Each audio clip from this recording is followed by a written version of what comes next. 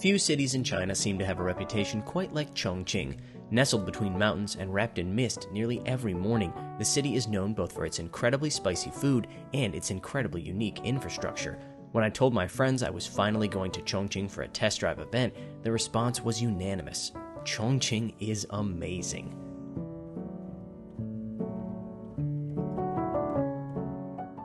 But while I was pretty certain I was going to absolutely love Chongqing, I wasn't so sure about the subject of today's video, the Avatr 1.1. Avatr is an all-electric sub-brand from Chinese manufacturer Chang'an, and the 1.1 is their very first model. Yes, it's called the 1.1, not the 11. I'm almost certainly going to mess that up during this video.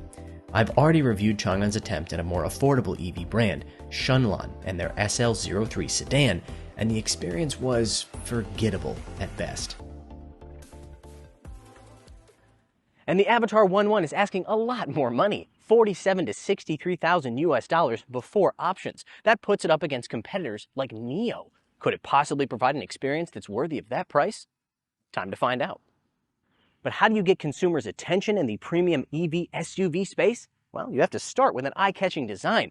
Avatr has definitely checked that box, but it is certainly one of the most interesting coupe SUV designs that I have ever seen. That starts here on the front end with these LED DRLs and headlights that seem to be kind of folded into the creases of the bodywork. If that's not interesting enough for you, you can always take a look up here. There is an LED panel that can display messages and images when it's parked. The front-end design flows nicely into this steeply raked roofline and these wide haunches, but the best part of the design has to be here on the rear. Here you have this dramatic and rather small oval-shaped window with buttresses on either side. It reminds me a great deal of some traditional sports car designs that you guys may have seen before. This nearly flat trunk lid is also very different from any SUV I've ever seen. Notice I said trunk lid. I didn't say rear door. That's because this thing has a cargo compartment that's actually physically separated from the passenger compartment, more like a sedan than a traditional SUV. That cargo area, 394 liters, about 100 liters less than a NIO EC6. However, unlike the EC6, this thing has a 95-liter frunk. The only fly in the ointment when it comes to the design is this big black plastic piece on the side, but at least it serves a purpose. This is one of 3 LiDAR units that you'll find on this car. There's a matching one on the other side and one on the front below the license plate. These are part of the Huawei Inside Full Stack Driver Assistance System. We used a very similar system on the ArcFox Alpha S that we previously reviewed, and we were pretty impressed with its performance on the road. Later, we'll find out if this thing can match that performance. But first, let us adjourn to the interior because there is also much to talk about in here. This car clearly has a very flowing and three-dimensional design, especially here on the dashboard, and that is built around 4 different screens. There's a 10.25-inch digital instrument cluster, a 10.25-inch passenger screen, and a 15.6-inch center screen. The 4th screen, that's up here, a digital rear view mirror necessitated by that tiny rear window.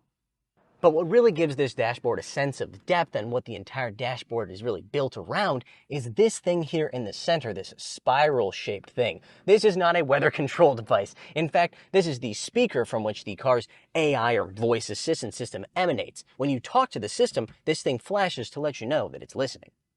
Unlike some other smart EVs that we reviewed recently, the center screen on the Avatr 1.1 doesn't flip or spin or extend or anything like that. It also uses the Harmony OS, a system we've seen on other cars before. Now, each of these different brands uses a different interface, and my favorite remains the Ito M5s. However, the Avatr 1.1s is also very easy to use and navigate. Responses are very crisp. Never had any problem during my time with the car.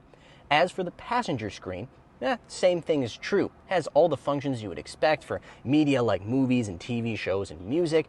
The only problem that I had is, well, it feels pretty far away from you when you're sitting in the passenger seat trying to control it. But once you start a movie, I guess you won't really have to touch it very often anyway, so I guess that's not a big deal.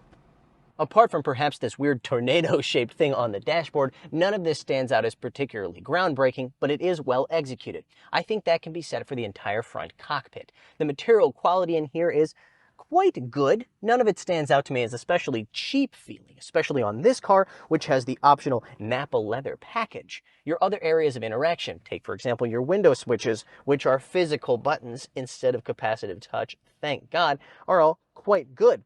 On the door up here, you have your seat adjustments, Mercedes-Benz style, and above that, this is the button to operate the electric doors. That's right, all 4 doors are electrically operated. The Avatr 1.1 comes in 4-seater and 5-seater variants, and while the 5-seater is probably the more practical choice, the 4-seater is absolutely more luxurious. That's because it comes standard with features like massaging, cooling, and heated seats, and it feels a lot more cocooned than the 5-seater thanks to this fixed center console. This center console actually provides an incredible amount of storage. I just kept finding storage areas. There's this one down here, there's your cup holders, there's this one, and finally, that big one back there.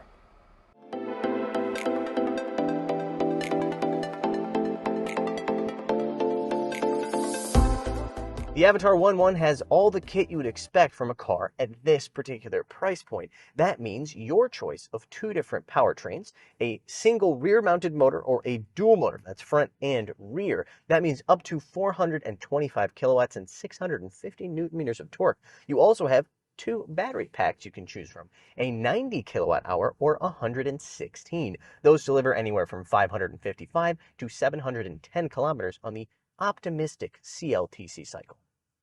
The 1.1 uses a 750 volt electrical architecture, and the company claims that it can charge up to 200 kilometers of range in just 10 minutes on a 240 kilowatt charger. Of course, that's only in ideal conditions. Okay, so I said that this car has all the kit you would expect from a car at this price point, but that's not entirely true. Power is not a problem. The 425 kilowatts results in a 0 to 100 kilometer per hour time of just 3.98 seconds. But it is lacking something that other cars at this price point, including Neos, have, and that would be an air suspension. This thing uses a traditional suspension, a 5-link rear and a double wishbone front. Does the lack of air suspension result in poor handling or poor ride? No. No, it definitely does not. In fact, I would say this thing rides very comfortably, and it feels a little bit lighter on its feet than any Neo SUV that I've ever driven. The only disappointment is the steering, which is low effort and not very communicative, even in its sportiest settings. Regen is also on the lighter side, and it can't do one-pedal driving. But now that we know what it's like to drive the car, let's see what it's like for the car to drive us by activating Avatrans.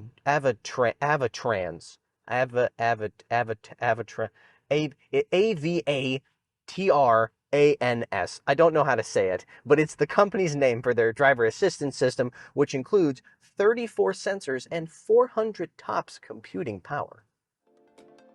The system's biggest strength is apparent almost immediately, the smoothness of its inputs.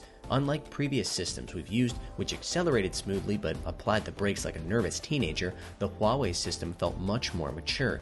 Acceleration, braking, and steering inputs were well calibrated.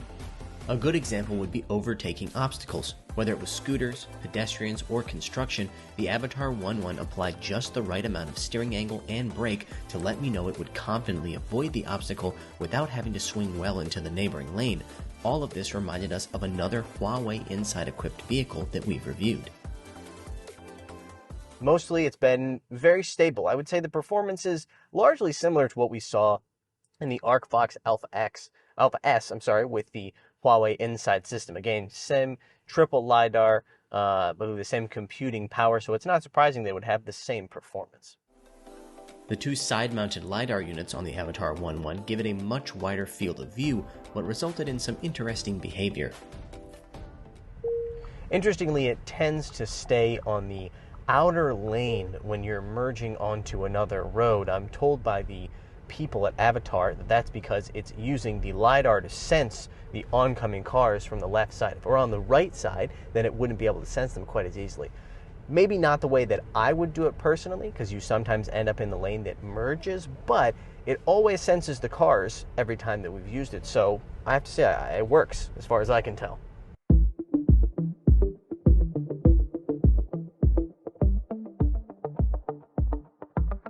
The 1-1 also has automatic valet parking, which was demonstrated to us in an underground parking garage. The first time you drive through the garage, the vehicle will use its LiDAR and cameras to create a map.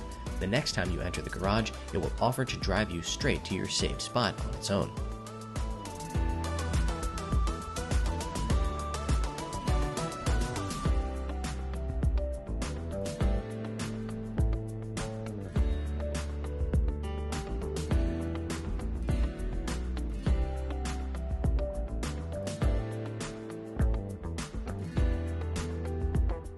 But unlike other systems, if it finds that the space is occupied, it will continue to search for open spaces until it finds one on the same floor.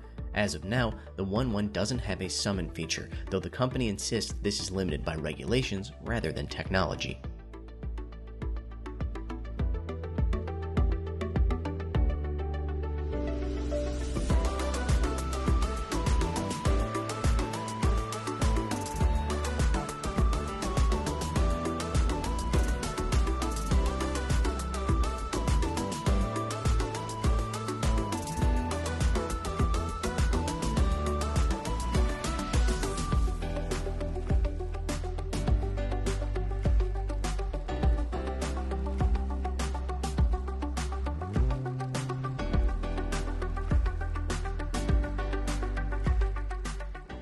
The city of Chongqing was everything my friends promised it would be, a fusion of nature and infrastructure like I'd never seen before. But even more surprising was the Avatr 1-1. Despite my misgivings about Chang'an's ability to deliver a premium EV experience, the 1-1 did just that. Both the city of Chongqing and the Avatr 1-1 have both exceeded my expectations. This is now one of my favorite cities in the world, and this is one of my favorite electric SUVs.